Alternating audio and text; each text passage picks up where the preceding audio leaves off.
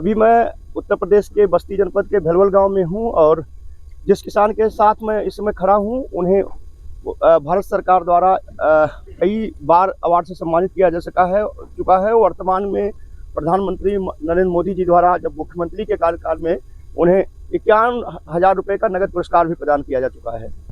यह जो है बस्ती जनपद के एकमात्र ऐसे किसान हैं जो डाइवर्सिटी वाली खेती करते हैं। अलग अलग तरह की जो खेती विलुप्त हो रही है उस खेती को, उस फसलों को संरक्षित करने का काम कर रहे हैं। चाहे हम तिलहनी की बात करें, दलहनी की बात करें, खरीफ फसलों की बात करें, सभी तरह की खेती जो किसान छोड़ चुके हैं, विमुख हो चुके हैं, उन सभी तरह की खेती को बचाने का काम भी कर रहे हैं। तो मैं अभी अरविंद सिंह जी के साथ हूँ। अरविंद सिंह जी बस्ती जनपद के न केवल प्रगतिशील किसानों में गिने जाते हैं, बतौर प्रशिक्षक, बतौर रिसोर्स पर्सन भी विभाग द्वारा, कृषि विज्ञान केंद्रों द्वारा आपको आमंत्रित किया जाता रहा है। वैसे बहुत सारी फसलों की खेती करते हैं, लेकिन अभी जहाँ मैं खड़ा हूँ इनके खेत में शरदकालीन गन्ने की बुआई चल रही है। गन्ने की बुआई के तमाम तरीके अपनाए जाते हैं, ट्रेंच विधि, इसके अलावा रिंग पिटी विधि और अलग अलग विधियों में अलग अलग तरह का उत्पादन मिलता है। उस लागत अधिक लगती है, किसी में कम लगती है, किसी और फसल के बढ़ोतरी, फसल में खाद उर्वरक की मात्रा भी अलग अलग लगती है। अभी मैं उनके खेत में हूँ और जिस विधि से उनके खेत में गन्ने की बुआई की जा रही है, हम जानेंगे उन्हीं से कि ये कौन सी विधि है और इस विधि से गन्ने की बुआई करने से क्या क्या फायदे मिलते हैं। और खासकर उत्तर प्रदेश सरकार जो है गन्ना किसानों को रबी सीजन में गन्ने की बुआई करने के लिए प्रोत्साहित कर रही है सहफसली खेती के लिए।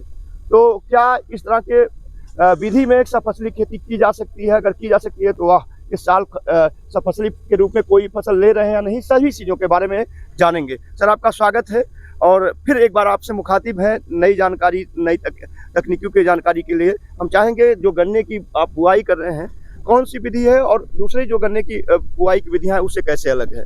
धन्यवाद पांडे जी। ये भी हमारे यहाँ जो बुआई गन्ने की चल रही है इसको ट्रंच विधि से बुआई कहा जाता है। तो शरदकालीन गन्ना में किसान जो है सहफसली खेती करके दोहरा लाभ ले लेता है। एक तो गन्ना हमारा जम जाएगा और सरसों जो हमको अलग से जो खेत में बुआई करना होता, तो इसमें हमारा गन्ना भी हो जा रहा, सरसों भी हो जा रहा। सरसों हमारा इसमें पीली सरसों मैं लगा रहा हूँ, चूँकि काली सरसों थोड़ा सा वो उसमें बढ़वार ज़्यादा होती है और पीली सरसों बढ़वार कम होती है और 20-25 दिन हमारा समय से पहले जो है इसकी कटाई हो जाती है। तो इसलिए गन्ने को जो है नुकसान नहीं करता है और पीली सरसों बढ़िया से इसमें हो जाता है।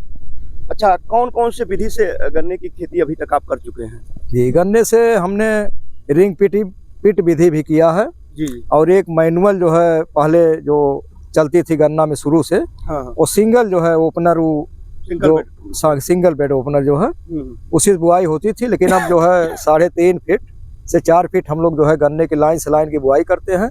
इसमें इस समय 3.5 फीट लाइन से लाइन की बुआई की जा रही है। और बर्ड्स की दूरी अगर देखा जाए, हाँ, कितने आंखों वाला बर्ड्स आप इस्तेमाल कर रहे हैं? बर्ड्स हमने जो है 2 आंख का सर्वोत्तम माना जाता है, उससे 1 आंख का सर्वोत्तम माना जाता है। लेकिन अगर आप ट्रंच विधि से बुआई कर रहे हैं तो 2 आंख की गन्ना जो है सर्वोत्तम मानी जाती है, जो हमारे वैज्ञानिक सलाह देते हैं। और हम 2 आंख की गन्ना बुआई कर रहे हैं और इसके साथ पीली सरसों की बुआई किए हैं। और इसमें जो है जो रिंग पिटी विधि है जो अभी हमने चर्चा किया, पिछले साल हमने उसके पिछले साल बोया भी था, उसमें जो है लेबर कास्ट हमारा ज़्यादा लगता है। लेबर कार मशीनी, हाँ, का कास्ट देखिए मशीन तो कोई दिक्कत नहीं है, मशीन है हमारे गांव में भी एक तिवारी जी के यहाँ है, लेकिन लेबर कास्ट जो है समय से बुआई नहीं हो पाती है। तो इसलिए हम जो आप ट्रंच वाला सिस्टम कर रहे हैं तो समय से हमारी बुआई हो जा रही है और तुरंत बुआई खत्म हो जाएगी। चूँकि अब जो है लेट करेंगे तो हमारा धीरे धीरे जब सर्दी का समय आएगा तो जमने में प्रॉब्लम आएगी। अच्छा, एक चीज़ और जानना चाहेंगे, आपने अपने घर पर, मैं जब आपके यहाँ गया तो मैंने देखा कि आपने नर्सरी भी तैयार कर रखी है गन्ने की। तो नर्सरी तैयार करने का क्या कारण रहा है और कौन सी विधि से नर्सरी की बुआई करेंगे गन्ने की? देखिए, अभी नर्सरी तैयार करने के पीछे पांडे जी हमारा 2 रीजन है। एक तो खेत अभी मान लीजिए जो हमारा साभा मंसूरी है नहीं कटा, तो वो कटेगा तब तक हमारा नर्सरी का बीज जो है हमारे उसमें ट्रे में जम जाएगा और जब हमारा खेत खाली होगा उसको हम उसके समय रोपित कर देंगे। और दूसरा एक जो उसके पीछे और कारण है, मान लीजिए जो हम बुआई कर रहे हैं तो कहीं मान लीजिए कोई आँखा नहीं जमा, कहीं दिक्कत हुई, तो जो हम नर्सरी अपने यहाँ तैयार कर रहे हैं उसको गैप फिलिंग करके जो है हम 100% जो हमारे पौधा होना चाहिए कि कितना पौधा होना चाहिए तो उससे जो है मेंटेन कर लेंगे। अच्छा, बहुत सारी गन्ने की ऐसी किस्में हैं जिनमें कई तरह के रोग देखे गए हैं, जिसकी वजह से मिलों ने उनको रिजेक्ट कर दिया है। अब कई और कारण है जिसमें किसी में चीनी का परता कम है। उस लिहाज से कौन से गन्ने की वैरायटी बोया जाना, पूर्वांचल की जो मिलें रिकमेंड करती है, कौन सा वैरायटी बोया जाना ज्यादा मुफीद होगा? देखिए, बुआई के लिए तो काफ़ी ये समझिए 8-10 प्रजातियां हैं, लेकिन अभी हम जो है गन्ना अनुसंधान संस्थान जो सेवरही हमारा है, बाबू गेदा सिंह गन्ना अनुसंधान संस्थान, वहीं से 2 प्रजाति हम मंगाए हैं। एक 0118 जो बुआई हो रही है, और 17-231 जो हम घर पर जो है वो एक बड वाला जो है नर्सरी लगाए हैं, तो 17-231 वहाँ रखा हुआ है। उसको भी कुछ अभी बुआई करना है, तो फिलहाल यही 2 अनुसंधान संस्थान मिल पाया, तो हम लोग इसमें प्रयोग कर रहे हैं कौन गन्ना जो है अभी बेहतर हमारे यहाँ। इसे 118 बढ़िया है।